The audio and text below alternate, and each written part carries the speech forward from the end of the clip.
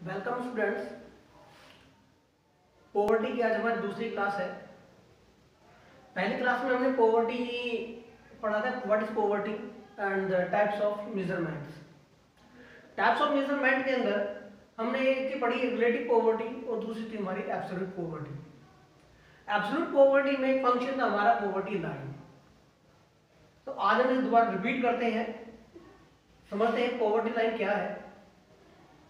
तो poverty line क्या है? पॉवर्टी लाइन कोई भी ऐसी रेखा जिस रेखा के ऊपर रहने वाला व्यक्ति गरीबी रेखा से ऊपर आए या नो गरीब बोले, जिसे नो पुअर बोले, और गरीबी रेखा से नीचे या पॉवर्टी लाइन से नीचे रहने वाला व्यक्ति गरीब या पुअर कहलाए। पॉवर्टी लाइन को दो अलग अलग इकोनॉमिस्ट ने परिभाषित किया है, जिनके अलग अलग अपने तरीके थे।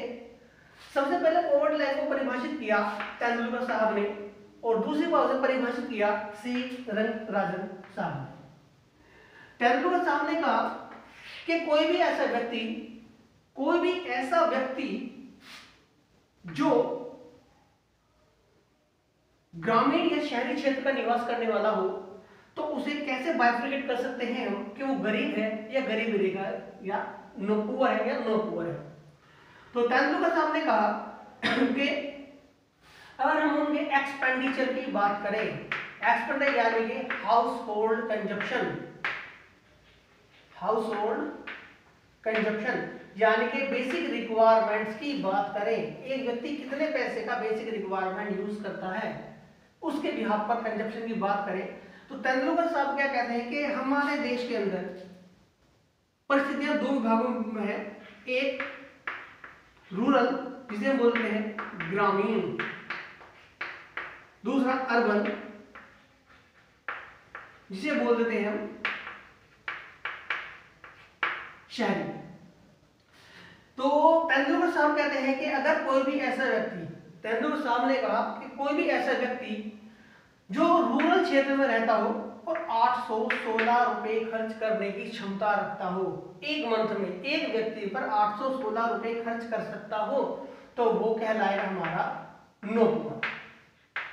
दोबारा समझिए, कोई भी ऐसा व्यक्ति जो एक व्यक्ति के ऊपर या इंडिविजुअली 816 रुपए पर मंथ, 816 रुपए पर मंथ खर्च कर सकता है, तो वो कहलाएगा हमारा नो पुअर। तो यदि वो 816 रुपए से कम खर्च करता है तो वो कहलाएगा हमारे यहाँ पर नॉन पुअर।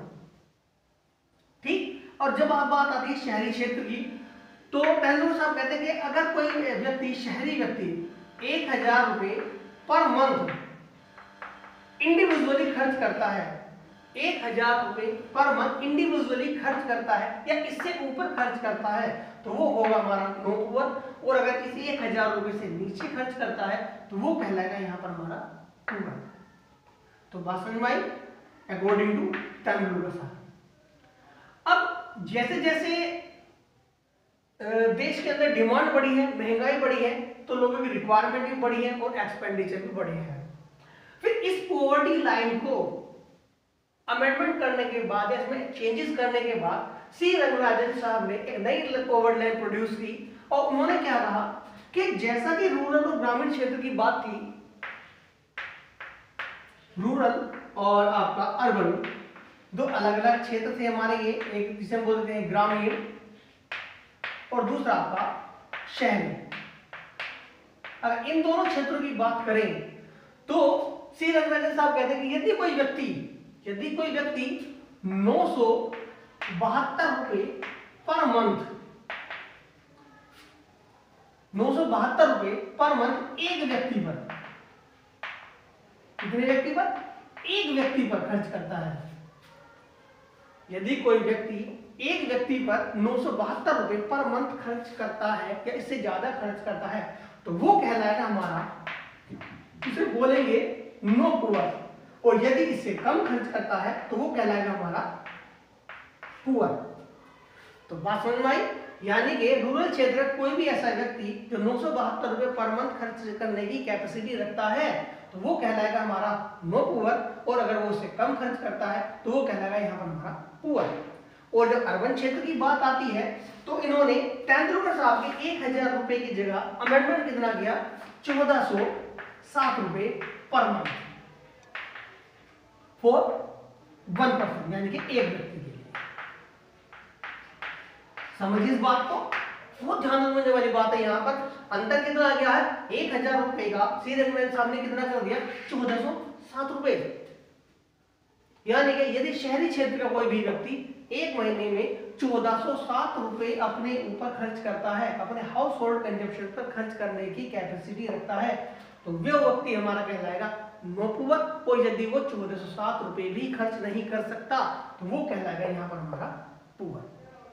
तो इस तरह से पॉवर्टी लाइन में चेंजेस हुए टेंडुलकर कमेटी से सी रंगराजन कमेटी के थ्रू। यानी कि सी रंगराजन कमेटी ने जो पहले आंकड़े थे इन्हें परिभाषित किया कब, 2011 के अंदर।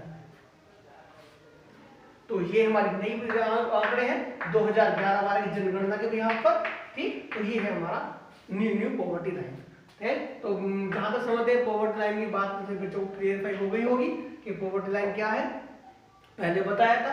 अब आगे दोनों का डिफरेंस बता दिया है, टेंडुलकर कमेटी के थ्रू भी और सी रंगराजन कमेटी के थ्रू भी। ओके।